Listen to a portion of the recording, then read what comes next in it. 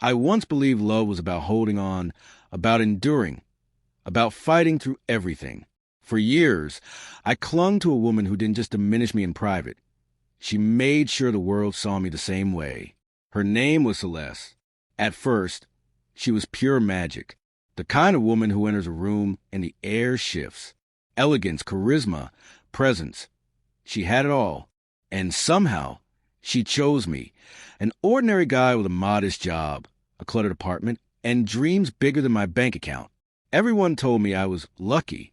I believed them. But luck is a fragile thing. One careless touch and it shatters. At first, she made me feel extraordinary. Random messages in the middle of the day, impromptu late-night adventures, gentle touches while I labored over my work. It all felt like being in a storybook. Then, almost imperceptibly, things changed. A laugh at my expense here, a sarcastic comment there. He's really trying, she'd say about my business. One day, it'll be real baby, with that tone that made me feel like a child playing make-believe with Monopoly money. I laughed it off at first, convinced it was harmless teasing. But soon, it crept into every space. Friends, family, strangers, nothing was private. She corrected me mid-sentence, interrupted to explain what I already knew, rolled her eyes at my passions. Still I stayed. I stayed because I loved her. I stayed because I hoped she'd change. I stayed because I convinced myself that if I worked harder, achieved more, became more, she'd finally see me as her equal. I chased approval that would never come. Birthdays became her stage. I planned everything, she'd say, taking credit for what I had orchestrated. On our anniversary, I poured my soul into a letter, one I'd never written to anyone. She read it aloud in front of her friends and laughed.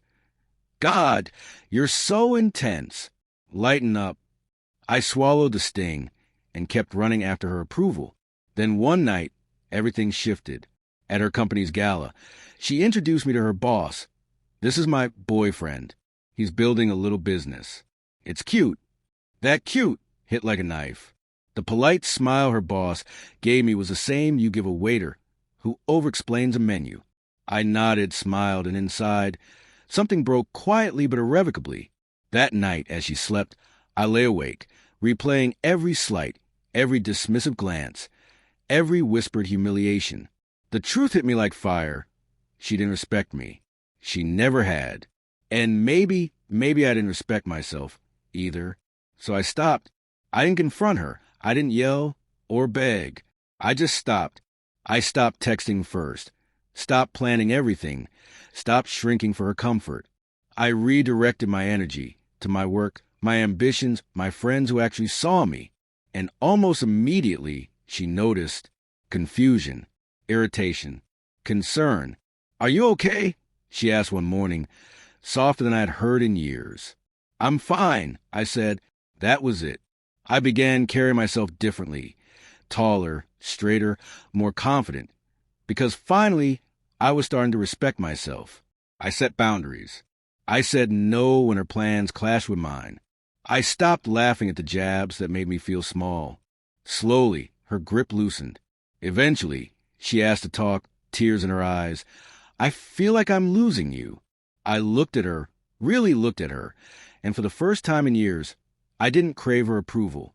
I told her, I care, but love shouldn't feel like being crushed. A week later, it ended. Quietly, calmly, but everything changed.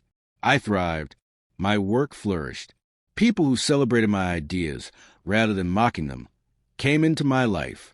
I laughed freely. I slept deeply. I even found someone new, someone who didn't need me to shrink in order to shine. And sometimes I see Celeste online, still radiant, still commanding rooms. But the man at her side wears the same shrinking smile I once wore. I hope he learns faster than I did.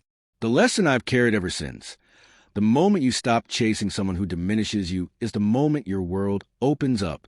The love you've been searching for, from anyone else, starts with the way you treat yourself.